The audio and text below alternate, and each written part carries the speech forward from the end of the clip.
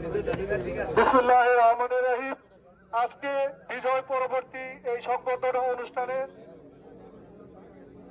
আমাদের রূপগঞ্জ উপজেলা বিএনপির সংগ্রামী সাধারণ সম্পাদক হাজী মোহাম্মদ বাসির উদ্দিন বাচ্চু ভাইকে আমরা ফুল দিয়ে সংবর্ধনা জানাচ্ছি। এই জন্য আপনাদের এই যেই পরিশ্রম এবং আপনাদের যেই অক্লান্ত চেষ্টা এগুলো বৃথা যায় নাই।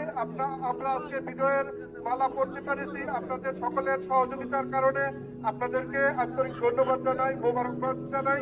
আপনাদের এই প্রচেষ্টা আগামীতেও অব্যাহত থাকবে এই আশা ব্যক্ত করি।